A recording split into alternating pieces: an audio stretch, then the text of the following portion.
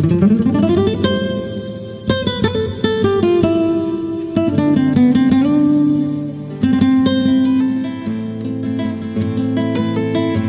ne sto lì seduta assente, con un cappello sulla fronte, le cose strane che mi passano per la mente. Avrei una voglia di gridare, ma non capisco a quale scopo. Poi d'improvviso piango un poco e rido quasi fosse un gioco. Se sento voci non rispondo, io vivo in uno strano mondo dove ci sono pochi problemi, dove la gente non ha schemi. Ai ai ai ai. Non ho futuro né presente, io vivo adesso eternamente. E il mio passato ormai per me è distante.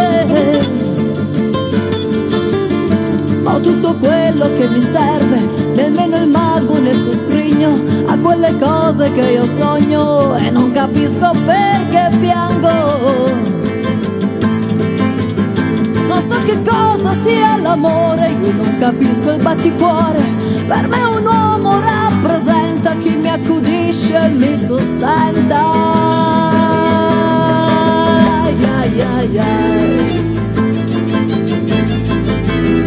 Ma ogni tanto sento che gli attimi neri della notte mi fanno fare azioni non esatte. D'un tratto sento quella voce e lì comincia la mia croce. Vorrei scordare, ricordare, la mente mia sta per scoppiare. E spacco tutto ciò che trovo e a finirla poi ci provo. Tanto per me non c'è speranza di uscire mai da questa stanza.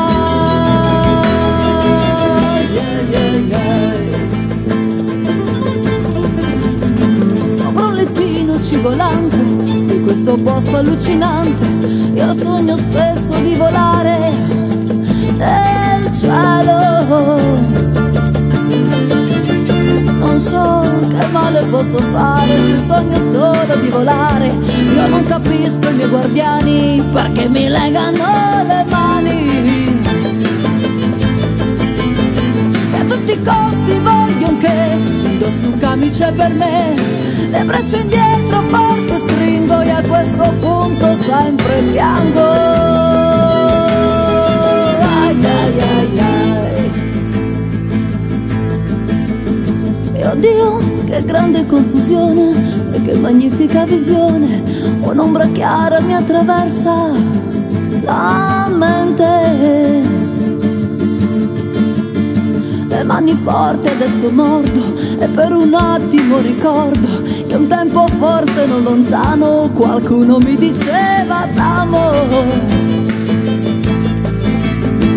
In un addio svanì la voce, scese nell'animo una pace. Ed è così che da quel Dio sono seduta e ferma qui.